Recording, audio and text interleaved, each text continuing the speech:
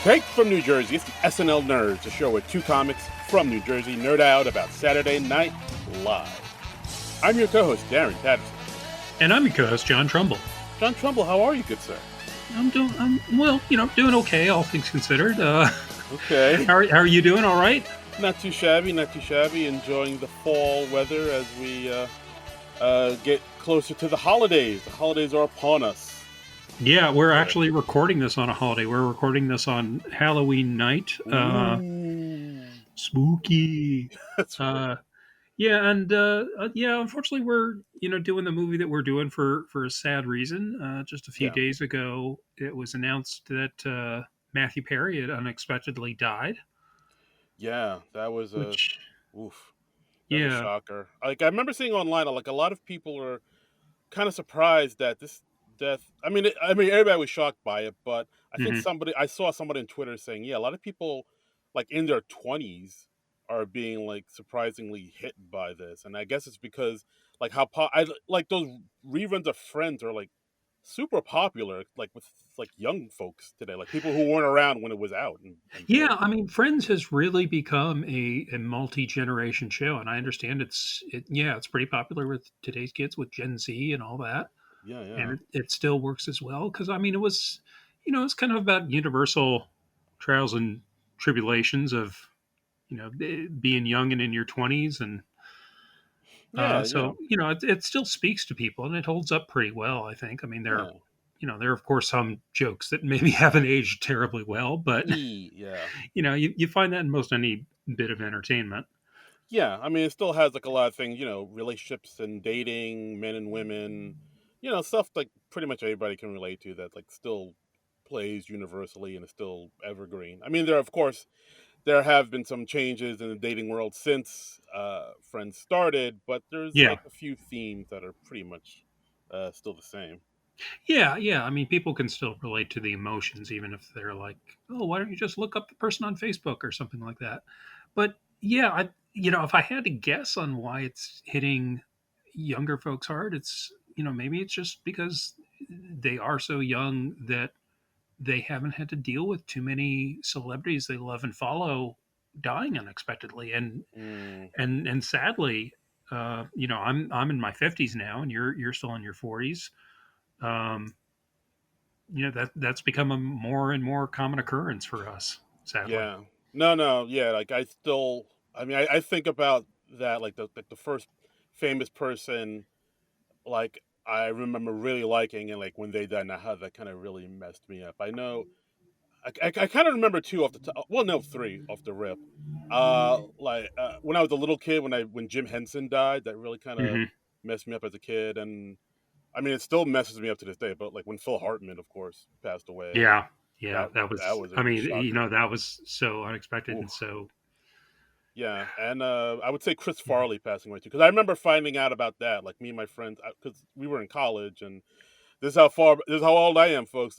Me and my friends were hanging out in the computer lab, just waiting for somebody. Waiting for Going somebody. on the World Wide Web.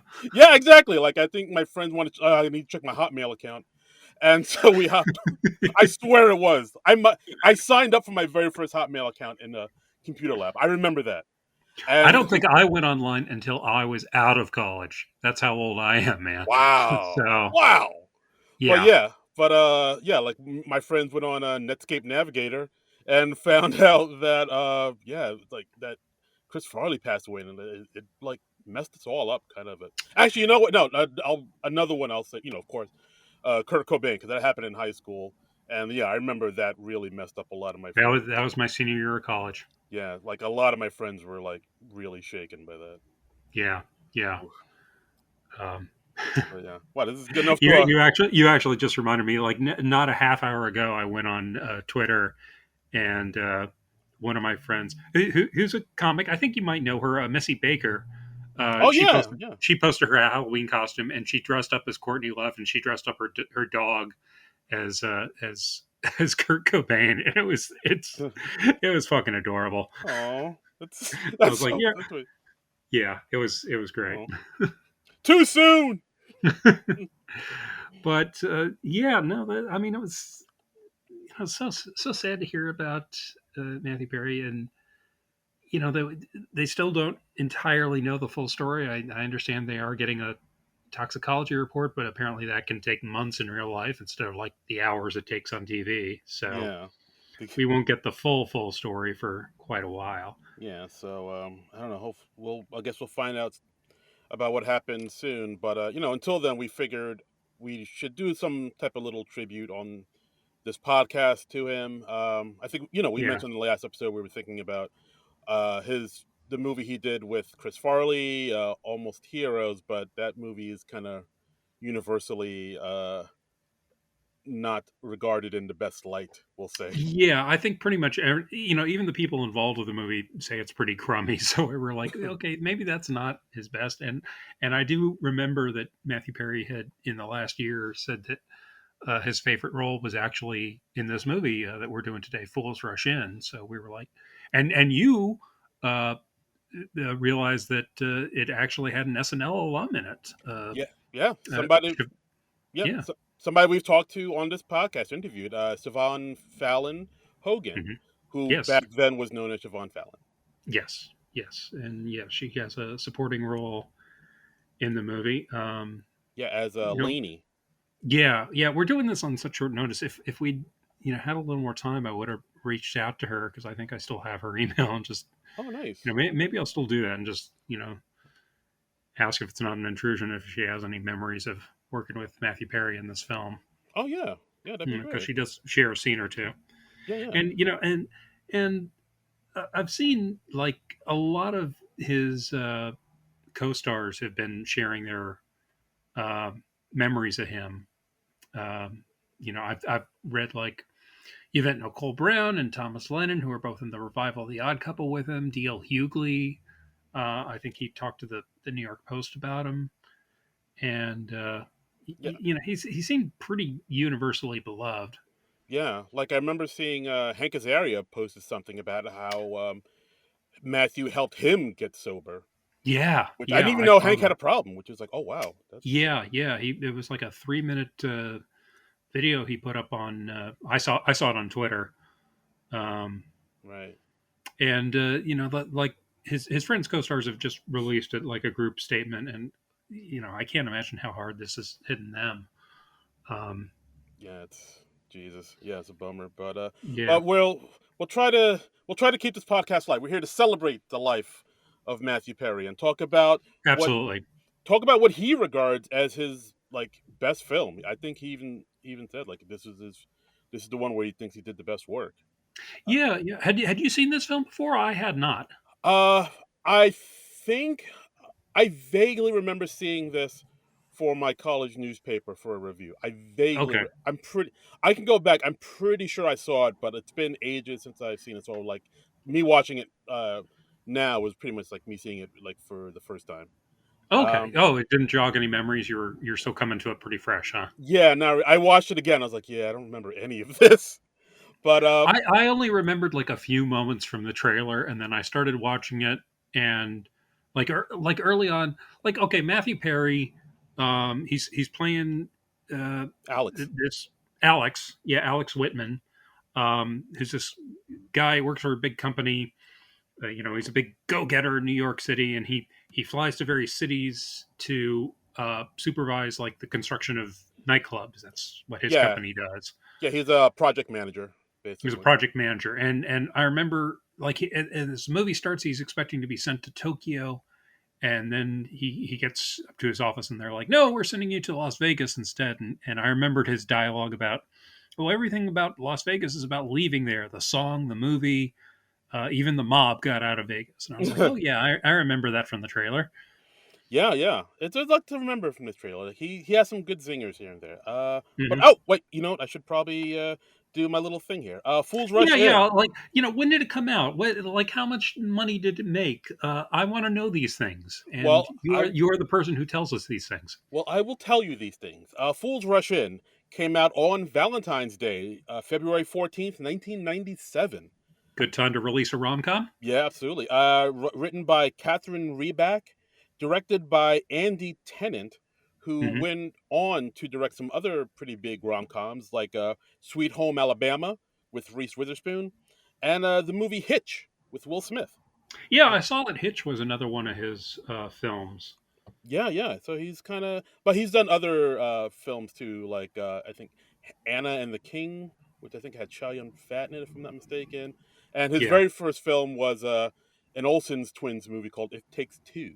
So Okay. yeah, yeah. Had a budget of this movie had a budget of 20 mil, made 42 mil. Yeah, I remember this movie being like a decent hit, and I think it got like kind of mid-range reviews. Like it wasn't, like people thought it was okay for the most part. Yeah, that seems to be what I'm seeing on the reviews that I found. Roger Ebert gave it a pretty positive review. He gave it like 3 out of 4 stars. Um, Yeah, no, and absolutely. yeah, yeah. So I mean, it's pleasant. It is. Like I will say this. Like I kind of went in expecting kind of a standard rom-com, just like wacky hijinks ensuing and the Hmm. like. But it does get pretty like kind of real in a few places here and there. Well, Which actually, it's funny that you use that term because I did find out in doing like a little bit of research, it was actually partially based on a real story. oh, do tell. Yeah, one of the producers, Doug Drazen, I hope I'm pronouncing that correctly. He based it on his whirlwind relationship and marriage to Anna Marie Davis, and they served as co-producers on the movie.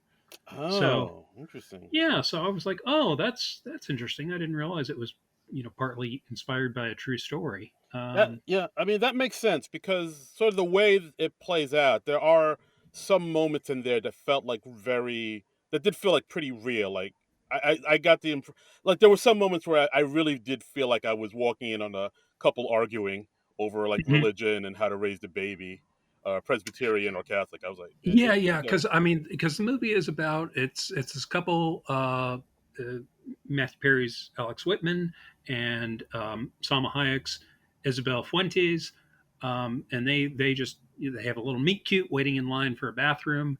They end up hooking up. Yeah. She sneaks out the next morning. He doesn't hear from her. He doesn't have any way of getting in touch with her. And then, like 3 months later, she finds him at his temporary home in Las Vegas where he's putting up the nightclub, and she says, "Hey, I'm pregnant." Yeah.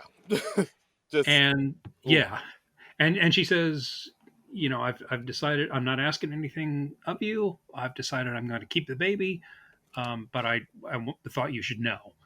And Yeah, and it's yeah, and and hijinks ensue. yeah, because I think at one point he's like kind of surprised that she's pregnant because he's like, "I used a condom, I lots of them." Yeah, He yeah. said at one point, but I guess condoms didn't work in this instance, which is Yeah, yeah. She's oh like, "Oh, it didn't work," and he's like, "Well, that's the entire point of them. They're supposed to yeah, work." I would have gone in raw had this had I known. Oh, Darren. Yeah, Um, I know I'm very very classy. yeah, so I thought from the trailers that it was just a movie that was going to be about the culture clash between the two because they're of course from very different backgrounds. But no, it's more about the fact that they they decide to get married like super quickly. Um, Yeah, like I mean, I think the main when he first tells her like, yeah, I'm pregnant. But he said, I don't want anything from you. I just want you to let you know I'm gonna have this kid. yeah. Alex is the person who's still is like, well, let me, I don't want you to do this by yourself. Like, how can I help? What can I do to help? And then Yes. he says, well, if you want, you could come meet my family. We're gonna have this family dinner, and so that way, like, they'll know. At least they'll know you, because so when it turns out, like, when I have the baby. And they ask who the father is, I can say, "Oh yeah, no, the father is Alex. You met him that one time, so like you're not a total stranger." Which, Right, right. And she's like, "Yeah, come to this dinner with me and pretend to be my boyfriend and meet my family." And then yeah, I guess her plan was to be like, "Oh yeah, we broke up," and then she's pregnant, and I guess she's assuming no one in her family can do math. yeah. Because I mean, she's already like 3 months along, and she's not showing yet. Which I think 3 months is around the time you start showing. Um, I 3 or guess. 4 months. Yeah. I guess four, maybe. But yeah, I Yeah. don't know. I think Hmm, the thing is you're not supposed to tell anybody until you're at least 3 months along. I think yeah, I thought it was I think 4, that's but I the guess rule of 3. thumb. Or maybe it's 4. I don't know.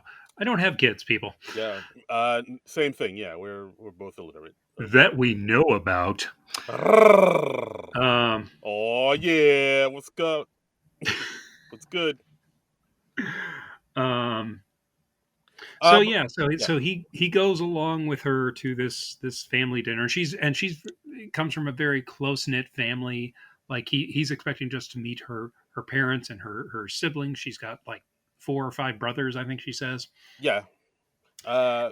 And then he gets to the house and there are like 70 people there. It's a whole big old backyard party. There's a mariachi band. There's all sorts of stuff happening. Yeah, I mean I do like how they gradually kind of give both of their backgrounds a little bit because like to her this is not a it's like a little family get together. She even says yeah I guess some people couldn't make it, but to him Yes.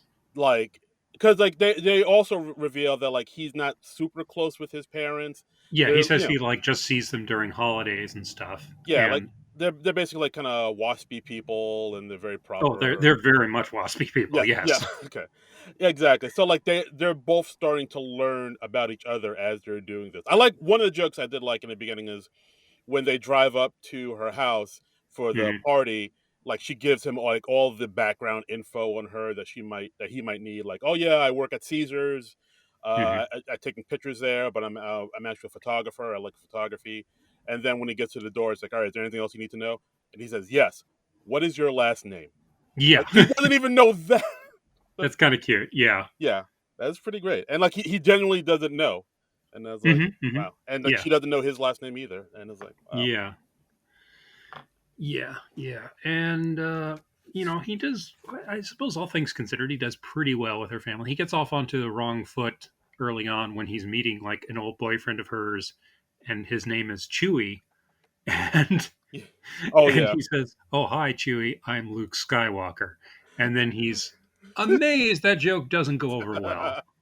That doesn't fly? What no? That doesn't? Like instantly making fun of someone's name. Yeah, somehow that doesn't put me on this person's good side. Yeah. I was like, dude, read the room. Whew. Um, Woo! it was a very Chandler Bing moment. Yeah, Yeah, very very bingy. it was very bingy. Hmm. And but yeah, but he actually ends up having a good time at the party and Yeah. they actually like him and they think he's a nice guy. And then after the party, he gets to hold he gets to hold somebody's baby at the party, and he's like Yes. starting to kind of because I think with him and his family, this is something that he's never really been a part of before. Like, And this is happening like literally over the course of an afternoon and an evening. Like he yeah, hasn't seen her for 3 months. She comes over. She says, "Hey, I'm pregnant. I'm keeping the kid. Come yeah, over and have dinner with my family." And then they get to know each other, and then they go to the party, and then he realizes, oh my god, I really love this woman. And then they go, because they're in Vegas, they go and get married at a yeah, at an Elvis chapel. yes, the old Elvis Chapel married in Vegas trope. Yeah. It's in Yeah. here, baby. Which seems like kind of a foolish decision, I'm thinking. But Well, John, fools rush in. oh yeah, yeah, i guess Remember, i guess they do. I guess I look, I can't say they didn't warn us. it's right in the title, man. It's right there on the title. Exactly. They literally rushed in, yes. And Yeah. So then, like, at the next day at work, Alex tells his friend Jeff, who works yes, with him, his coworker, he's a good his friend, recently divorced recently uh, divorced friend. Yeah. friend Jeff, who, so of course he's down on marriage. He doesn't. He's like, boo marriage, Yeah. ooh, Ooh, it's a boo, sucker's game.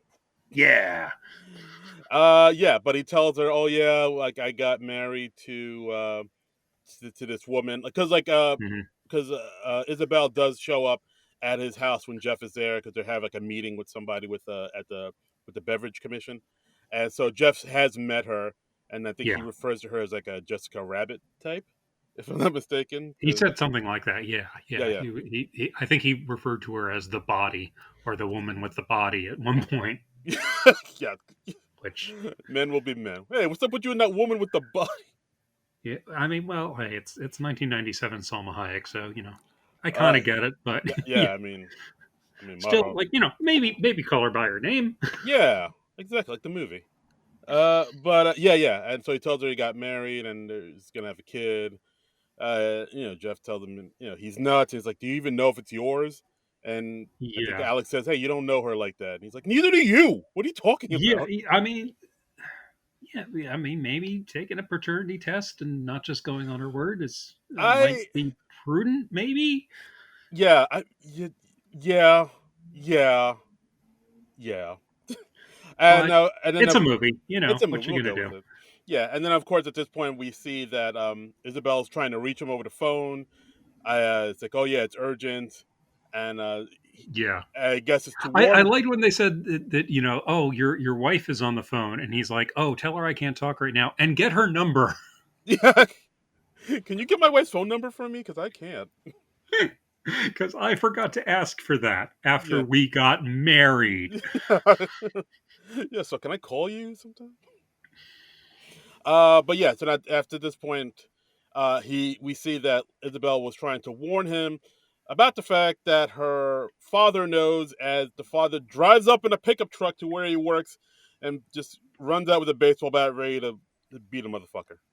Yeah, Which I yeah. get. I get that. I, I get that from the dad's perspective. Sure. Yeah. Yeah. And yeah, and it's like, you come into my home, you're not a man, you're a thief, and yeah. So far the marriage is getting off to a bit of a rocky start, we'll say. Yeah, but then the family kind of comes around and comes to accept it, and there's a scene where like Matthew Perry's character comes home to his, and it's just temporary housing for him because he's just going to be in Las Vegas for a few months or so he thinks, Yeah. and he comes home and the bare white walls have been all Yeah. painted and very colorful. They've got like crucifixes up on the wall and Yeah. they've done all this in a day, which They, I'm like, would the paint even be dry by this point? I yeah. mean, There's no drop clause or nothing. I mean, they're partying, they're celebrating. It looks like they've moved in and they've been there for several months. Pretty much, yeah. And but I do like the scene before this where um, Isabel and Alex are having dinner with Siobhan Fallon's character, Oh yes. Lainey, and their friend Jeff, and then Hmm. they're talking, and then that's when Isabel realizes that that's not Alex's house. Like, he doesn't live there. Yeah, he doesn't live in Vegas full time, and he says like, "Oh yeah, I'm going back to New York in a few months," and she's like, "What?"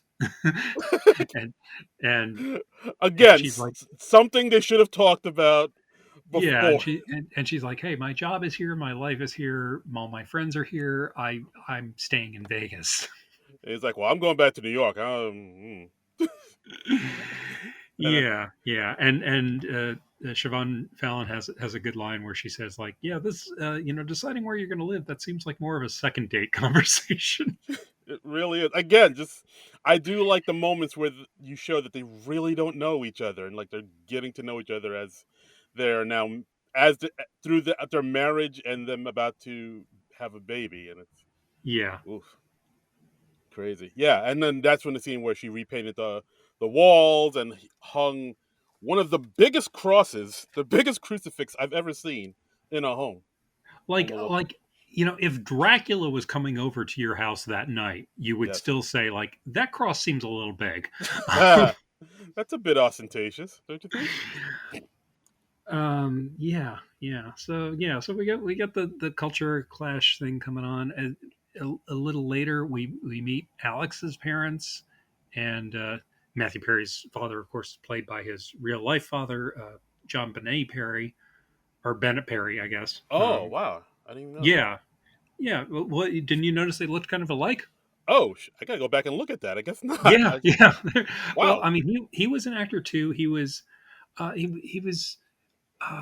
like he was one of those. He was like a job an actor, and Hmm.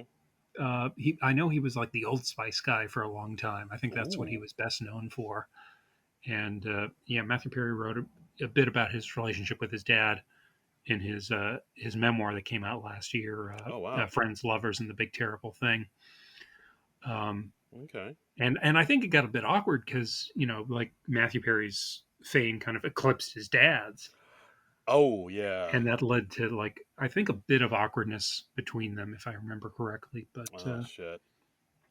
That sucks. But no, I think they were pretty good. And here's a little bit of interesting trivia for you: is Hit me. Matthew Perry's mom remarried to Keith Morrison from Oh from shit. Dateline. Yeah, Oh you know wow.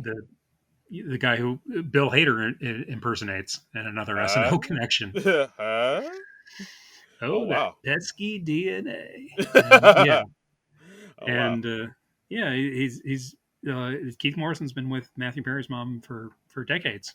Wow. Mom leveled up. All right. Yeah, yeah, yeah. And his mom was in like the I think it was the press secretary for Pierre Trudeau, the Prime Minister of Canada. Oh right, yeah. Because I think I read a little bit about Matthew Perry. Because like I didn't know. Yeah. I thought he's just an American, but like it seems like he was born in America, but then his mom was is Canadians. So like Yes. after his parents split, he went to live with her in like Ottawa or something. So He moved to Canada. I rewatched an appearance that he had on Letterman, and he moved to Canada like when he was like 3 months old. He said like, "Oh yeah, I was 3 months old," and I was like, "Hey, enough of this. I'm moving up to Canada." And he grew up with uh, Justin Trudeau, the current Prime Minister of what Canada. the fuck? Whoa, really? Yeah, yeah. Like they went to school together, and Matthew Perry was like, I think my friends and I might have beaten him up in school, but Oh he's god. not certain. He can't remember for sure. It would be hilarious if Justin Trudeau just raised to the heights that he did now just to spite Matthew Perry. Well, like Justin Trudeau, I saw like tweeted about his death, and he the most he said was like, "I remember the schoolyard games we used to play." So Uh, I don't know if that's a confirmation or not. sounds like Maybe he doesn't remember, but that sounds coded. it sounds coded. Yeah, but I remember the schoolyard games we used to play. but Who's yeah. playing now? So yeah, he had Uh, an interesting biography. very much so. All right. Well, back to the movie. I mean, we skipped over a little part Oh yes, where Alex's parents do come to see him, but his parents only know to come visit him because Isabel met up with Kathy, who is this who's like a friend of the family who's kind of been hunting down Alex to like lock him down and marry him. yeah, like their families are very close, and she's like the woman that like Alex is supposed to marry, basically on paper. Exactly. The family would expect him to marry her or some equivalent of her. Exactly, exactly. So I guess she was just in Las Vegas hanging out or something. But yeah, she wants to, meet up with. I think she lives in Vegas. Oh, is that it? I think I don't know if I got that, but the yeah, movie's very vague on this. I mean, yeah, it's not like she's a terribly developed character. She just kind of pops up every once in a while as yeah. She's like the a sort of romantic obstacle, but not really. yeah, she's like Lara Flynn Boyle in Wayne's World, kind of. Yeah, I mean, Yeah, but like she's like the person like she's supposed to marry. Alex is supposed to marry, but Alex really doesn't see her that way, and like he kind of avoids her, and but she's persistent. It's yeah, like a Linus and Sally type of situation. yeah, So yeah, this, and yeah. So Isabel just like kind of runs into her randomly one day, and she's like, "Oh yeah, I'm Alex's wife," uh, and yeah, because like at they ran into each other in a restaurant because Isabel and Lainey are talking about Alex, and then Kathy's at the next table, and she says, "Excuse me, I couldn't help but overhear you talk about Alex Whitman, right? Alex yeah, Whitman, who grew up in New Canaan, Connecticut." And Isabel's like, yeah, I think that's where he grew up. Yeah, like, yeah, like she doesn't even know where he's from. Still, they're still learning about each other. yeah, yeah. But yeah. So yeah, so Alex's parents come to Vegas. They still have no idea he's married. He's been putting off telling them. Um, and then when they see Isabella at his place, they think she's his housekeeper Mm, because she's kind of dressed down when they arrive because unexpected visitors. right, right. Nobody in this movie just calls each other. Nope. They go. That's how they do it in the '90s. Just go right to the person, look them right in I the mean, eye. it's I guess it's 1997. It's conceivable that they didn't have cell phones yet, but I mean, you'd think Alex at least. Well, we see him talking on cell phones at certain points during the movie, don't we? I Uh, think I think maybe. so. I think so. I think. Yeah, that means there were cell phones around in the '90s.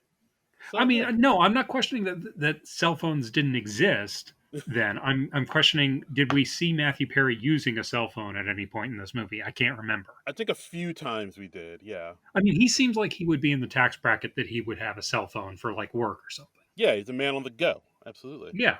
Absolutely. But yeah, yeah, yeah. I think pretty sure we did. Okay. But yeah, Let's say yes. He has we'll cell say phones. yes.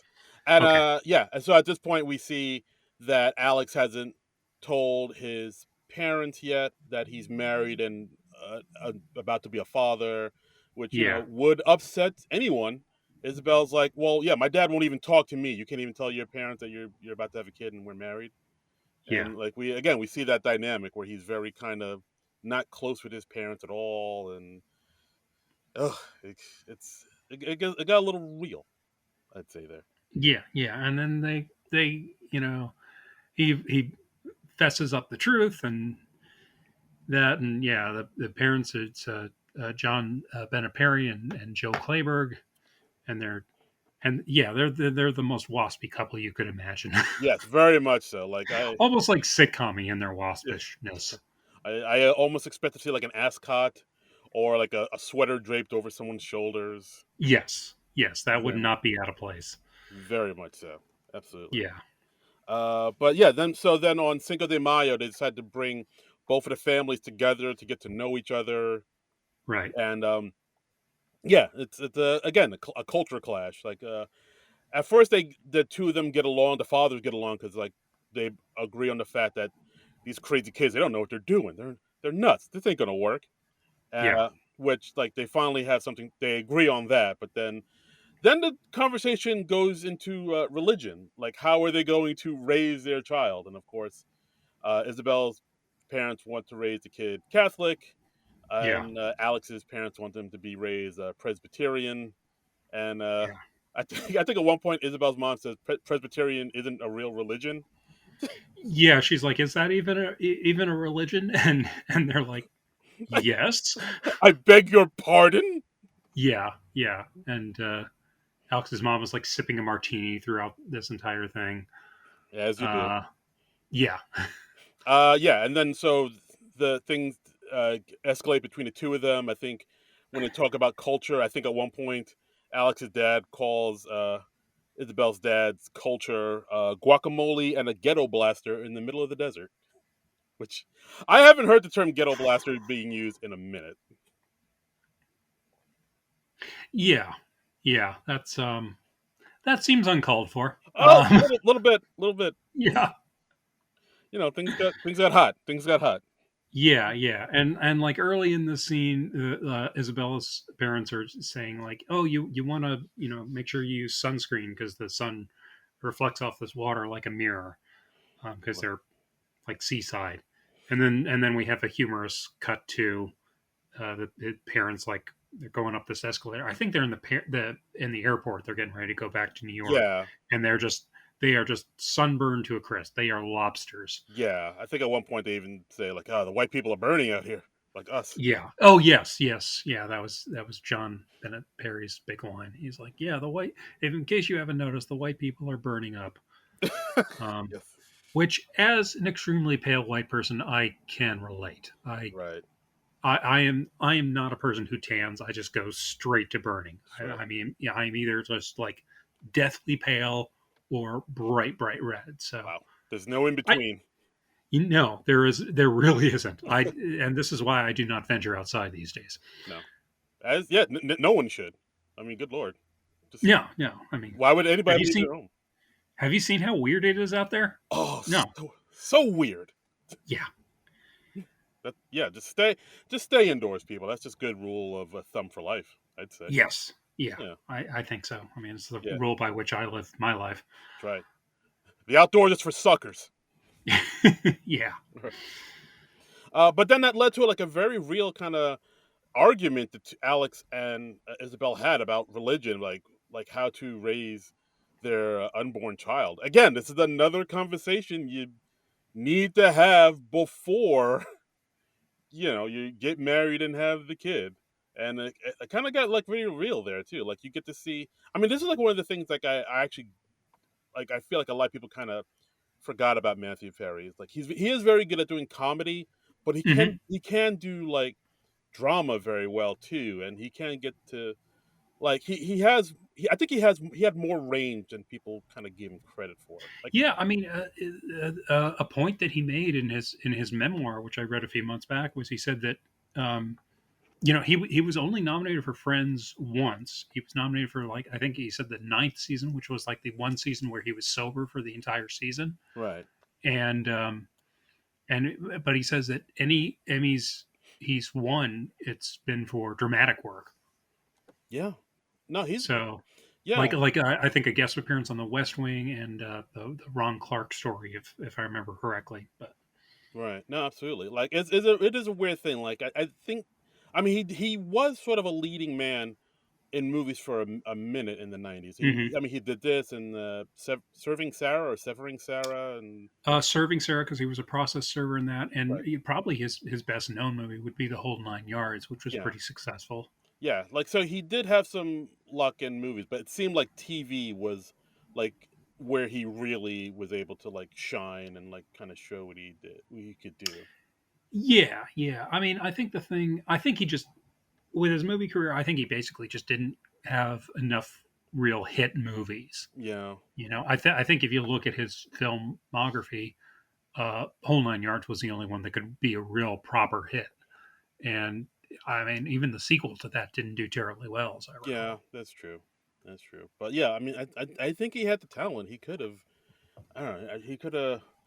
I don't know. Yeah, I guess he could. I feel like he could have been a bigger movie star, but yeah, he just didn't have like the hit movies. Or he never got that one movie that real. I mean, well, the whole nine yards, but he did not have. Yeah, yeah. Well, I think, if I had to guess, I would say like all the Friends actors when that show was on, they were probably all kind of limited in, they could only do a movie during their hiatus, I'm assuming. Yeah, So that probably. right there limits your choices.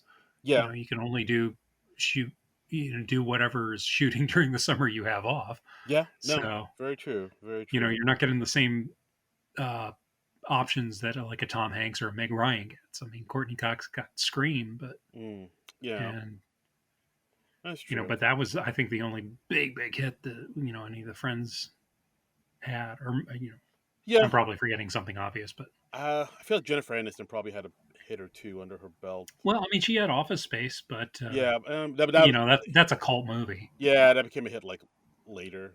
But Yeah, I mean, that became a hit movie through airing on Comedy yeah, Central constantly and people renting it. yeah. Romy and Michelle, maybe. Um, I think that's also kind of a cult movie. I don't know if that Mm, was a big hit, but I okay. mean, it's certainly a well-regarded movie. All right. Listeners, call in. Let us know what you think is the big Friends I mean, breakout what was the baseball movie that Matt LeBlanc did with the with them. chimpanzee or the orangutan Oh, hitting the monkey or movie. pitching? Yeah, it was Uh, some monkey movie. it's the monkey. Let me look it up. But yeah, yeah, I remember Yeah, that. I remember the fact that this existed, but I don't remember the title for the life of me. And I know Uh, he did the Lost in Space movie, which didn't do well. yeah, that was a bummer. And who Uh, else? I know Schwimmer did a few movies. oh, Ed. Ed, okay, That was the monkey movie, and all right. then he was in Charlie's Angels. I don't remember that. He was one of the women's boyfriends in Charlie's Angels. Oh, okay. I think he was Lucy Liu's boyfriend. Oh, wow. Okay. Yeah, it's been a minute since I've seen it. Huh. Yeah. Huh. All right. Look at me learning. All right. But all right, back to the movie. Hey, tangent over. Uh Tangent about the Friends movie careers. tangent about Ed over. Yes. But yeah, yeah. I mean it like they get into this big argument about religion, but then they sort of apologize to each other after they do the ultrasound and you hear the baby's yeah. heartbeat. I did like the scene, like how they went to the Grand Canyon because it's like one of Isabel's favorite places. There's two places in this movie that that are kind of big staples in this movie. Yeah. The Grand Canyon and the Hoover Dam, which is Yeah, yeah, and I mean, and those scenes they look spectacular because it's. I mean, it's the best scenery you can that nature can provide or that man can provide. Um, and I didn't realize that you could drive across the Hoover Dam. I didn't, but apparently you can't do that anymore. Apparently they stopped people driving across it after 9/11. oh Um, really? yeah, yeah. Oh I was like, so I don't think you can do that anymore. And in the movie, they have it marked off the border between Nevada and Arizona, which apparently wasn't a real thing until after they did it in this movie, and then they kept it for a while, and then oh it just kind of wore away. oh wow. Okay, look at this movie changing lives. How about that? Yeah, yeah. So it's kind of like I think it was the Bad Boys movies where they have that shot of the airplane over the giant Miami sign, which didn't exist in life. So it's kind of like that. Like a movie just makes up a landmark if they don't have one. And then the people are like, "Hey, we like this. Let's leave it here. Yeah, yeah. I mean, that's the funniest thing. Thanks for improving our lives, movie. Yeah, Thanks for we should have a giant sign that says Miami yeah, that planes can zip over. exactly." I and Thank you, Michael Bay. thank you, Uncle Pay. You've enriched our lives. Once again, Michael Bay. You've done it. Um, yeah, and as a native New Yorker, I did like the shout out to Gray's Papaya that they give in this This movie. okay, yeah. Like Matthew Perry's character Alex, he's like talking up the virtues of Gray's papaya to Isabel, and he's like, yeah, oh, it's the best hot dog in the world, and and he's like, it's at Broadway and 70th, I think. He 76. gives 76. He gives the address, Yeah. and I was like, oh God, I remember Gray's papaya. Remember? Oh god, you can get like two hot dogs and some like a banana daiquiri for like $5. It was fantastic, Oh, oh, it's yeah. dude. That's I it. served Didn't it closed down? Didn't it? one of them closed down. Yeah, like I think there Okay. might be still another one in Manhattan somewhere, but I haven't been around in a while. But for a while, there was one in the Village, and then there was like one in the '70s, and there might have been a third Yeah. one. But yeah, like Okay. I I went to the one in the Village because it was right near like the path station. Um, right, yeah, like close to the basketball courts on West Eighth or West Fourth rather. yeah, Yeah, yeah, yeah, and yeah, so it wasn't far from the Ninth Street path station, and oh, so good. fantastic. I This movie gave me like this huge craving for Grace Pie, and yeah. So at one point in the movie, it's Alex's birthday, and they go to the Grand Canyon. They're sitting in the Grand Canyon, and she's like, "Oh, I got something for you," and she has this cooler bag, and he opens it up, and it's a box from Grace Pie, and it's like four hot dogs in there. num num num with Yeah, with the sauerkraut on top, nom, and nom, nom, nom, nom, nom, nom, nom, nom, nom. Right. And then she tells him like if we could stay here until the baby's born, I'll go to New York with you. Which was yes, like a big, dividing thing in this yeah. relationship. Yeah, and also like running through this as we periodically check in with the nightclub that he is supervising the construction of. There's a nice scene where they're like in the partially built place and they just have like some milk and pizza Hmm. there together. He's like, I want you to have the first seat at the best table in the house, Aw. and it's just like wood flats around him. Right, yeah. It's sweet. There's a lot of nice little sweet moments in this It movie. is sweet. It is kind of sweet, Yeah.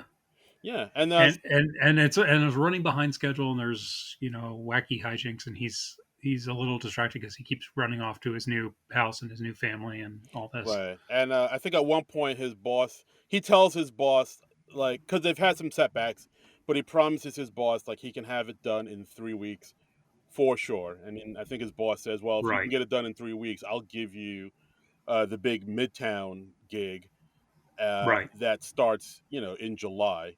And he takes it, but all knowing that the baby's going to be due in like October. So Yes. he's like, yeah, I'll take this job, knowing that I'm gonna have to leave Las Vegas almost as soon as the Vegas nightclub is done. And he doesn't tell Isabel anything about any of this, which you should really tell your wife about these things. I think. Yeah, yeah. I mean, she finds out at the big opening night party, and and Alex's boss is like, "Oh well, in a week's time you'll be New Yorkers," and I'm like, "Wow, you were expecting to move in less than a week? Oh my god, Yeah, I shouldn't you be packing?" I mean, I moved a few months ago, and it took me like weeks to pack up all my stuff. John, fools rush in. That's the name I of the. again, yes, okay. I They rush. really should stop questioning the decision making skills of the people in this movie. Obviously, they're right on top of things. Yes, they're rushing in and they're rushing out. There's Yeah, a lot of rushing. These fools. they're rushing up a storm in this movie. Exactly.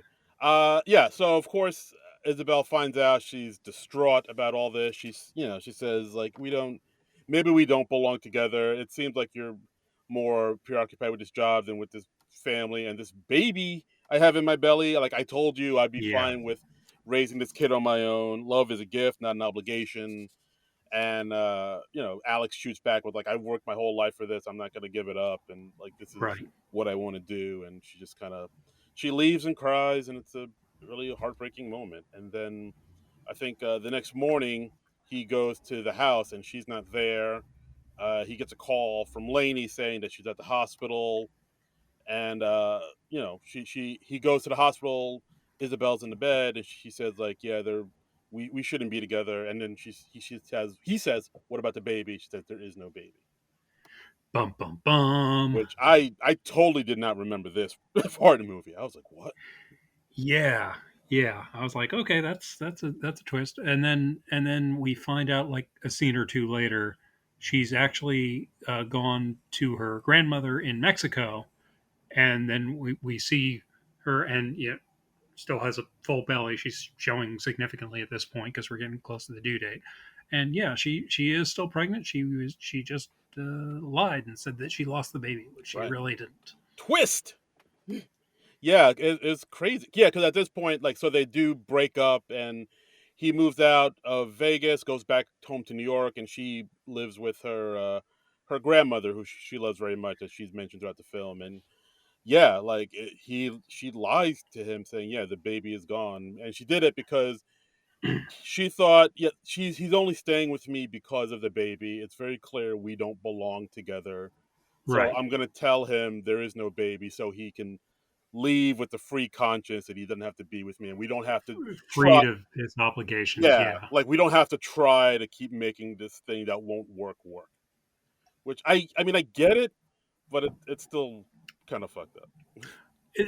I think it's really fucked up. I mean, like, okay, horrible that he lies about the job and the moving, but I think worse that she lies about I miscarried our baby. A lot of foolish mistakes happening. I do not. I mean, I'm trying to put myself in Matthew Perry's shoes there. I do not see a relationship coming back from that. I think that's kind of a deal breaker. Yeah, you I kinda, mean, yeah, I'm going out on a limb here. Yeah, kind of a deal breaker. a little bit. Yeah. But yeah. So at this point, Alex is living in back in New York. Kind of still, project managing nightclubs, and Yeah, he gets served with divorce papers from Isabel, yeah, yeah. and His friend is like, "Hey, let's go out on the town and go, yeah, get some women," and he's like, "No, I'm not ready yet." And Isabel has still not had the baby at this point, so we're still at like probably under a month. yeah, we're right under the And I'm wire. like, "Yeah," and I'm like, "Well, your friend is not waiting long to try and set you up with other women. My goodness." Nope, not at all. Time to get out there. Post haste, chop chop. Yeah, I mean, he was married for, let's say, well, obviously less than 6 months because she was 3 months pregnant when she told him, Right. Yeah, yeah, that's right. and Cinco de and she Mayo. hasn't delivered yet. So Yeah, yeah, we've had this whole marriage and it's fallen apart in less than 6 months, let's say. yeah. For less than a year, they didn't make it. They didn't Hmm. make it. A Vegas wedding didn't make it. Who could have seen that coming? I know, I know. It's What is love anymore, right? I don't know. I don't know. I mean, if a couple gets married in a chapel in Vegas can't make it, I mean, what hope is there for the rest of us? Truly. Exactly. Really, truly. But yeah, so we see Isabel back in Mexico with her at her grandmother's house, saying, "Yeah, I lied to him to let him off the hook," and but the grandmother was kind of pushes back, saying, "No, you lied to let yourself off the hook too. Like it wasn't you weren't doing it just to you know to have him get out of it. You kind of wanted Yeah. out too." So, which yeah, that's it's very true, very fair. And then at this point, we see Kathy calling Alex, saying, "Oh, hey, I'm back in town. Me and your parents are gonna hang out and go sailing. We want to know if you want to." Kathy's the family friend that he's, kind of expected to be with, by the way. Yeah, Kathy's really underdeveloped. She kind of is just there. She just kind of pops up every once in a while and it doesn't have much to her. I kind of feel for the actress. She didn't have much to work with here. I No, mean, even the character of Isabella, early in the movie, she's like, "Oh yeah, I'm a photographer, but I'm I take people's pictures and Caesars." And they show like some of her landscape photography, and she has like a book she wants to do of all this landscape photography, and they're very nice looking Ansel Adamsy looking pictures. And but they just kind of drop it. They didn't really do anything else with that in the movie, and I'm like, you could have done more with that, people. I think. Well, I mean, there were a couple of montages. There was one where she's like developing pictures in a dark room that's also Uh her huh. laundry room. I guess that was it. But yeah, like they kind of pretty much dropped the whole her wanting to do photography thing. Yeah, And I feel like they could have like played that into the climax or something. Like maybe he's looking at one of her photos of him, or he sees a photo of the two of them together, and he realizes how much he loves her or something. I don't know. I just feel like we could have done something with it yeah, because I no, was like, you gave her an interesting occupation and all that, and she's got like she's got her own career ambitions, and you hardly ever see that in romantic comedies. yeah, no, very You know, true. Yeah, absolutely. Yeah, I do feel like they kind of put that to the side, but I guess they felt like the focus on them and the baby was more important, which I get. I guess so. I guess so. I get. I just would have liked it if I don't feel like the photography thing really paid off in the movie, so it just felt like a very arbitrary occupation. Yeah. You know? Yeah. I mean, I guess they focused on Alex's career or his job and but then again that's cuz his job kind of played an important part in the plot of the movie more than I guess her photography. But yeah, I kind of wish they kind of focused on the photography a little bit more.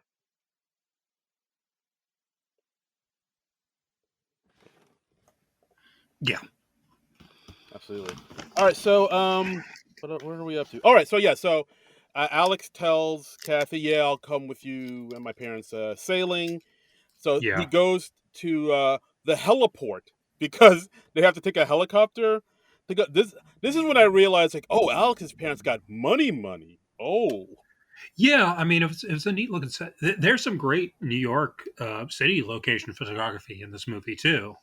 hmm I'm assuming they just had a couple days shooting in New York, but they're shooting in the real New York. We see like Alex in a cab in Times Square, and very impressive. yeah. Because at this point, like he goes down and he walks by a random priest like in the street telling people like that there are signs everywhere, and he's like, what'd you say?" And he says, like, "Oh, you look lost, my son. Just look for the signs are everywhere. Like signs are all around you." Because that's another thing throughout this movie where Isabel is very religious. She believes like in fate and think there are signs that the universe is trying to tell you something. You just have to Yeah, be open to it and listen. But of course, and Alex and is Alex is a much more pragmatic guy. He's not even especially religious, so exactly. So as Alex goes to the heliport, like he notices like a bunch of signs. Like he walks down the street, he sees a man with a small chihuahua that reminds him of Isabel's chihuahua. He gets into a cab. He sees a sign on a billboard on the side of a bus that says for Caesars, which is where mhm. Isabel used to work. The cab drives through Times Square. He sees an ad for Kodak that has a picture of the Grand Canyon. So like all these signs are trying to tell him something, and he's like paying attention, but like, oh, this is Yeah, and at the heliport, he sees like a little girl there with her mother, and then the mother is like, "Oh, Isabella," and yeah, so he says all this, and he's like, "Ah, yes, I am supposed to be with Salma Hayek." Yeah, of course.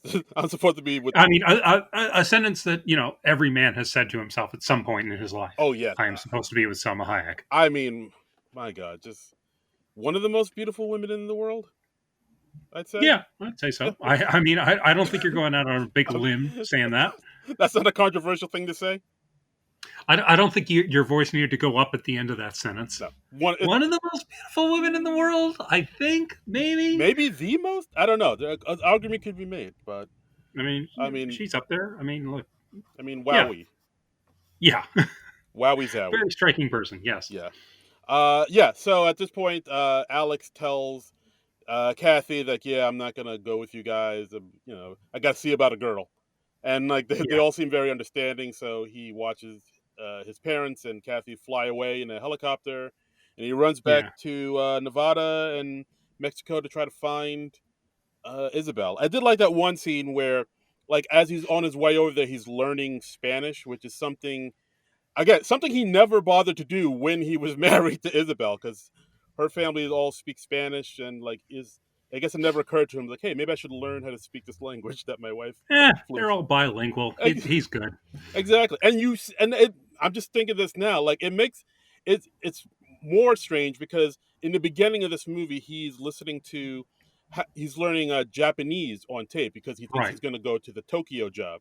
So he's right. learning Japanese for that, but he never bothered to learn Spanish for his wife that he lived with for a number of years. Which A number of months. number of months, not years, yeah. Yeah. So, but yeah, I guess the fact that he's doing this now shows like, no, I'm really committed now. Like I see the errors of my ways, type of thing. The more that we talk about this movie, the worse the people in it come off. Yeah, I'm like, everyone in this movie is an asshole to some degree. they're trying. Fools rush in. They do. They do. Uh, These fools are in such a hurry. They need to slow down a little bit. they're rushing in. They're rushing in.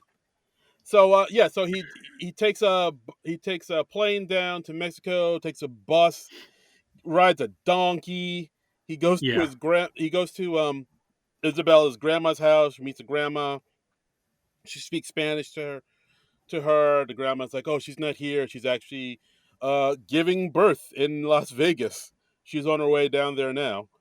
And Which, like, okay, I'm like, if you're that close to your due date, should you be traveling this much? yeah, she didn't have anybody to. She was driving by herself. I was like, Look, man, I saw that Friends episode. Phoebe could not fly to England because she was like pregnant with her brother's triplets. I mean, right, and I know, from life, you cannot travel when you are that close to your due date. I mean, I don't think it's just. I mean, I think it's largely air travel, but you probably don't want to be traveling in a big way when you're that close to your due date. I don't yeah, know. I'm questioning that. yeah. I mean, I'm sure they did this just to like heighten the stakes of the movie and Of whatnot. But course, yeah. I mean, it's a movie. Movie's gonna movie, movie's but gonna movie. So yeah, so Alex runs to I think he takes a plane back to Nevada to Vegas to sort of cut her off at the pass. So he ends up going to the Hoover Dam, the Arizona Nevada borderline, and he waits there for her right, to which didn't exist outside of this movie does not before, exist until after this movie. yeah. Yeah, And of course, as he gets there, he waits for her outside. It starts to rain because it has to rain at least one scene in every rom com. And yeah, he meets up with her. He stops her at the border. They have this huge fight. So I was like, yeah, like I saw all the signs. I believe now. And of course, he finds out that she's still pregnant with the baby, with their baby. But yeah. he seems cool with it. Like he's upset that she lied to him. He takes them much better than I would have in his shoes. Yeah, Yeah, I would be like, oh, you still have the baby. Well, I bye. I'm gonna go. yeah. I mean, just ugh.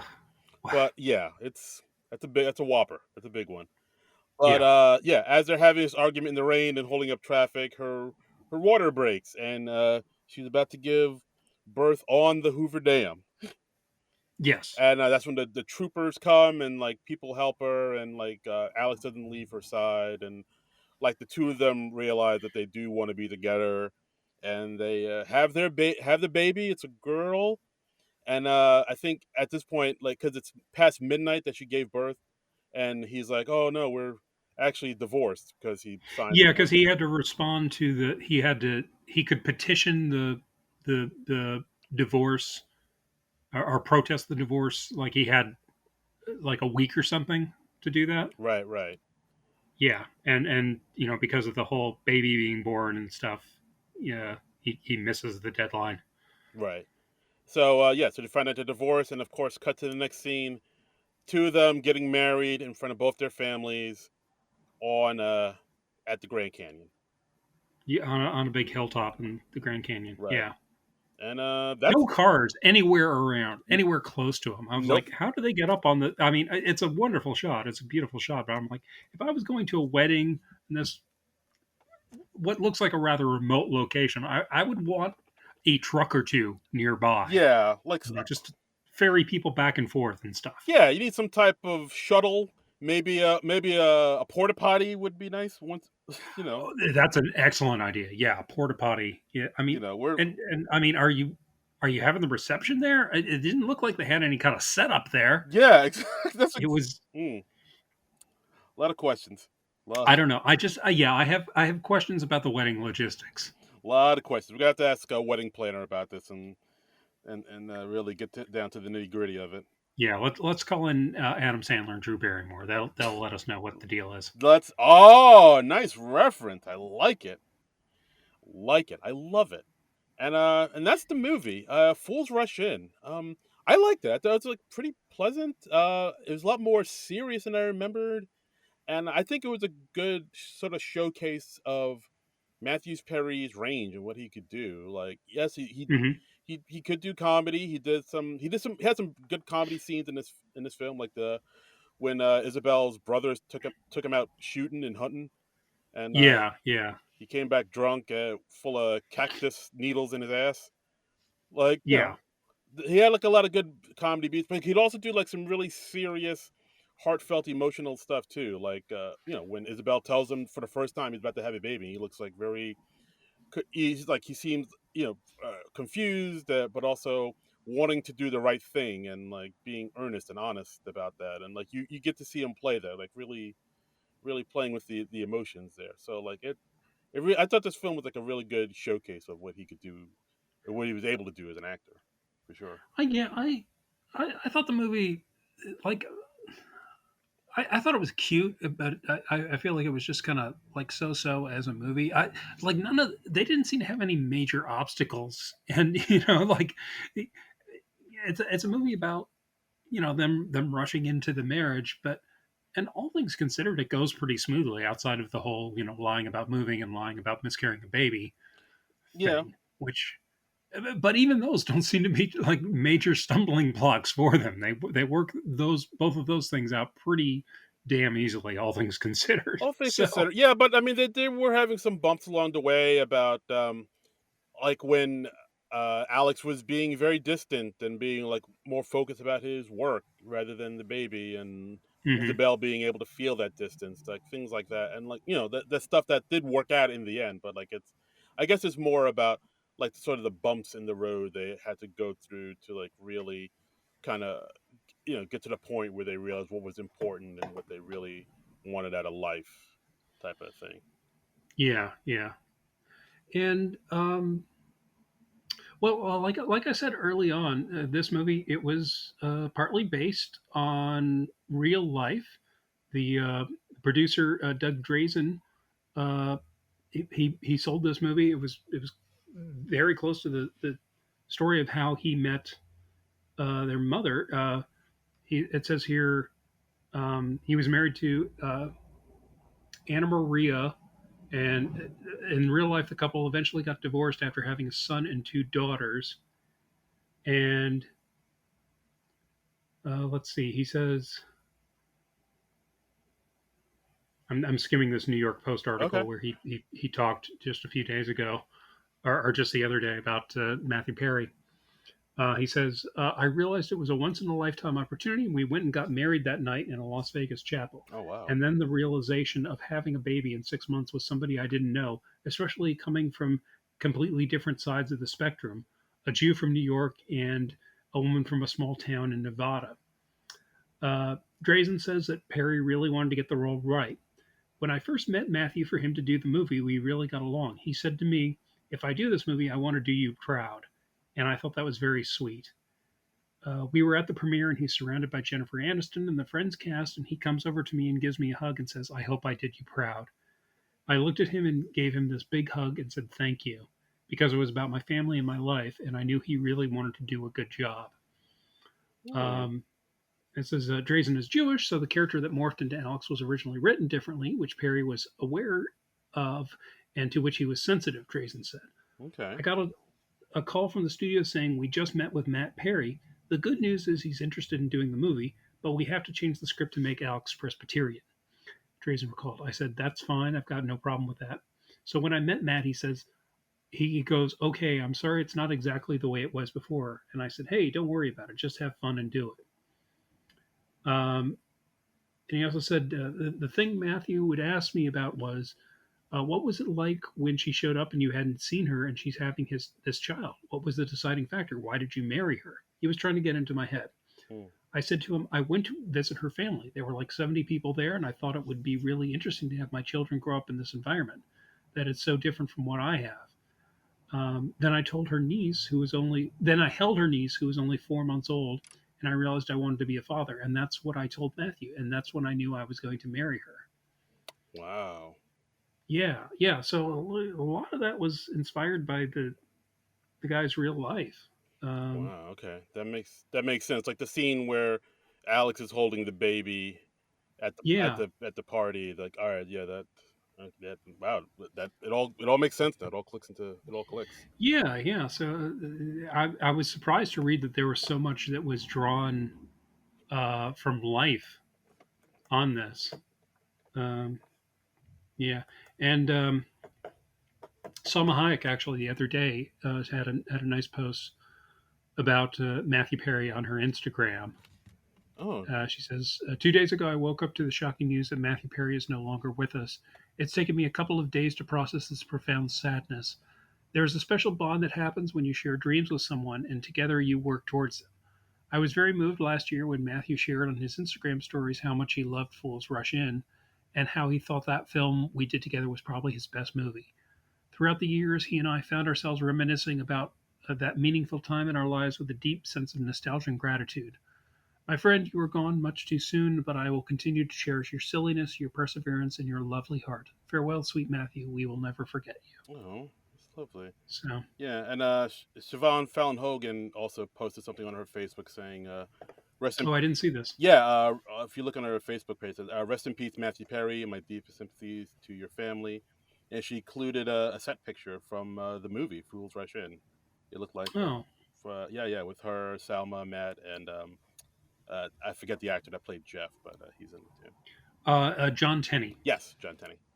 who I think if I remember correctly, he was married to Terry Hatcher. Oh, okay. Yeah, All the right. name is familiar. So, All right. Right on. and Right let's on, see. brother. Yeah, and I found another thing. Um, yeah, apparently the another true to life scene from the movie was when Isabel's brothers take Alex shooting in Red Rock Canyon. So Oh, okay. Nice. so that was also inspired by life. I don't know about the cactus thing. I have a feeling that was. Um, I feel like that was probably made up, but maybe the snake thing. Yeah. Um, Exactly. So basically, like they took him out hunting, and then he in the movie. I don't even know if we talked about it, but like in the movie, like yeah, he goes out in the middle of the desert with Isabel's brothers and Chewie, and they all have guns, and yeah. he apparently he's somehow surrounded by rattlesnakes like almost immediately, and He just wanders a little too far away, I guess, and right. yeah, So then all the brothers have to shoot at the snakes, 'cause- so they're like shooting at his feet, which causes yeah. him to like fall backwards into a cactus.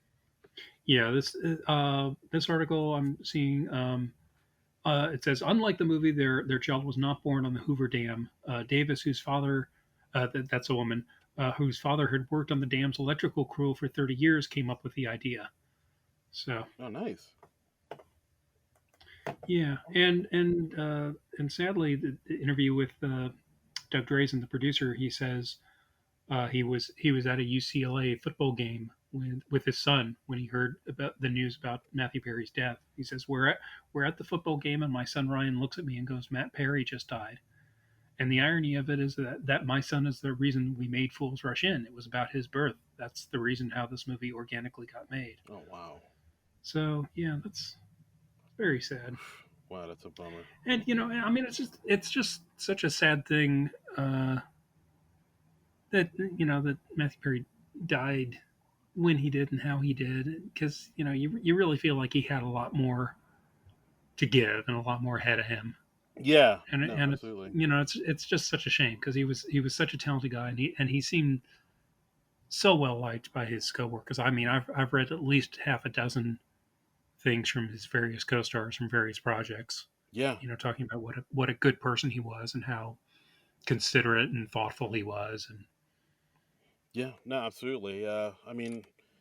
Fortunately, we have like a whole body of work of his to sort of see how an amazing actor he was, and of course yeah, the other things too. Like I remember seeing they're now re-showing all these old interviews he did, and yeah, he I think at one point he said, "Yeah, I don't want to be remembered for Friends, but I probably will be, but I also want to be remembered for the other things I do, like helping other people get sober and sort of the institutions he's helped set up about helping other people with similar yeah. addiction I to mean, he his." he actually he took one of his Malibu beach house and he converted that into like a sober living facility That's amazing. for people going through recovery. Which, I mean, that's amazing, That right is there. phenomenal. That's yeah. So Yeah, just yeah, I would think like hopefully more people remember that and that sort of be the legacy. I mean, of course, like he said, like yeah, I know everybody's gonna remember Friends, just because it's yeah, just everywhere and it's such a part of people's lives. But I would like people to remember all these other things I've done that like yeah. that maybe mean a little bit more to me personally. Yeah, yeah, and I think that's important too, and yeah, I think that's an excellent point. Mhm. Um, Absolutely. And yeah, yeah, so R.I.P. Matthew Perry. That's it's still a bummer, but like we just hmm. It sucks that he's well, gone, yeah, but yeah, yeah. I mean, like you said, we do have a ton of great performances to remember him by, and he was wonderful. I had spotted him as an actor like before he even did Friends. He was on a sitcom called Sydney that it was Valerie Bertinelli, and I remember that he played her brother on the show, and he was like a uniformed cop because I remember him being in a cop uniform, yeah. and I and think I remember and it that. only lasted like a season or two, I think. But I remember thinking like, oh, this guy's really funny. And so when Friends premiered, I remembered him from that previous show, and I was like, oh yeah, I know this guy. I like this guy. Yeah, like I think I remember And him. Like he was in a bunch of sitcoms before he got Friends. Like, yeah, he was like in another one. I can't remember the name of it, but he was on a show called Second Chance, maybe that was it. which was about like a guy who like wasn't bad enough to go to hell but wasn't quite good enough Yes, to get into that's it. heaven. Yes, yes, I do remember that. That's the Okay, one. okay. I'm so happy. Yeah, and so like so the premise of the show is like he's sent back to earth to like him in his teenage years to kind of like convince his younger self to stay on the right path so he can get into heaven. Yeah, that's yes, that was it. Because like that came out like Yeah. that was on Fox. It was a Fox show, I think. Yeah, but Yeah. it was like in the very early days of Fox, like Yes. when all they had was like Married with Children and maybe The Simpsons or something like that. But Yeah. and Yeah. yeah, like it was like super early Fox when people like kind of scoffed at Fox. Like I said, that's not And I know at some point they revamped the show and they got rid of the whole getting into heaven angle, and it just became like a more generic show about like the wacky misadventures of this kid and his friends.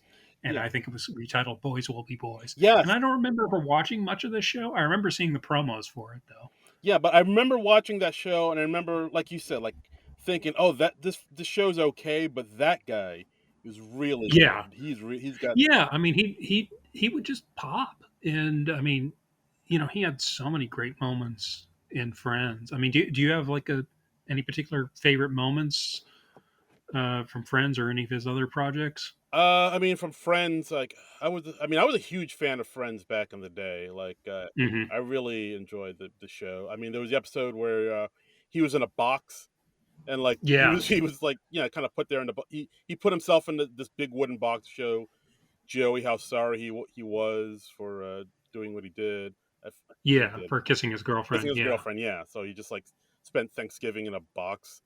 Yeah. And he's funny even when he's not visible on camera. I mean, just it's a lot. His line delivery and his physicality, and you could see he was really like pushing all those jokes to the next level because he was just such a craftsman. You Yeah, know. exactly. I mean, I like the scenes with him and Janice, his like on again, off again girlfriend. Hmm. Like I thought they Yeah. really worked well together, and I mean, of course, the big one most people remember is like when he proposed to Monica, and it's like Yeah. with everyone, Yeah. like he was like crying while doing it, and it's like a really kind of pulling at the heartstrings moment. And like again, it's like a thing where he could do like he could be funny, but it could also really draw you in and just really kind of bring the emotion and really you know pull at your heartstrings when you need it to. Yeah, and it takes a really talented actor or actress to nail those shifts in tone, to go from funny to sentimental or touching like that. Yeah, And I mean, he was good when he was on the West Wing. He was great in Studio 60 on the Sunset Strip. We did a show about that a year or two back, and I had my problems with the show itself, but his performance was always terrific yeah, on that show. absolutely, Um, absolutely. and he was playing a character who had his own struggles with addiction and sobriety on that show, so that probably hit close to home for him. Yeah, So for sure. So yeah, so I mean, R.I.P. Matthew Perry. yeah, You know, we'll he's going to be missed. we yes, we will miss you. You'll always be in our hearts, and you know, your legacy will live on, good sir. Yeah, yeah, and wish it could have gone on for longer than it did, but Hmm. lucky for the time we had with you. Absolutely. And that's the episode, guys. Thanks again for listening to this lovely little Hmm. podcast we have. As always, you could follow us on Twitter because we refuse to call it X at SNL Nerds Show. And you could always leave a review, 5 stars, please. Hmm. Donate to our Patreon at non-productive.com. And you can follow me on Twitter and Instagram and Mastodon and Spill and Blue Sky and Hive and good lord, everywhere. I feel like you're making at least a few of these up. Yeah, and Fleep and Blop and Bloop and Blam. All those things at Darren Credible, Darin Credible. And I'm on a few of those places. I'm on Twitter and Instagram and Blue Sky at Trumbull Comic. That's TRUMBULL on the word comic. And let's see, next week Saturday Night Live is back, right? With Timothy Chalamet Yes, and and Boy Genius. Boy Genius. That's Yeah. right. So it'll be a whole new show. Second time hosting gig for Mr. Chalamet. And Hmm. Boy Genius, I believe, is their first time on the show. So we'll be looking forward to that. Yeah, we'll see what that's all about. So yeah, so thanks for joining us. Hope we didn't get too maudlin this time around, Hey, but we're not all jokes and chuckles. Sometimes we get serious. Sometimes on a very yeah. special SNL Nerds. Yeah, yeah, I guess so. Yeah, so but we'll see you next week. If you have suggestions of other movies you'd like to see us cover starring an SNL alum, let us know. Just hashtag SNL Nerds or at SNL Nerd Show, and let us know what you want to see, what you want to hear us talk about. And yeah, we'll be back next week with Timothy Chalamet and Boy Genius. I don't think they'll be recording with us, but who knows? Maybe something could happen. Who knows? I'll make some calls. I'll make some calls. But so we'll be back then.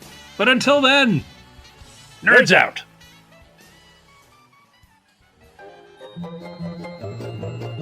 This has been a non-productive media presentation.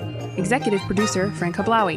This program and many others like it on the Non-Productive Network is distributed under a Creative Commons Attribution Non-Commercial No Derivatives license. Please share it, but ask before trying to change it or sell it. For more information, visit non-productive.com.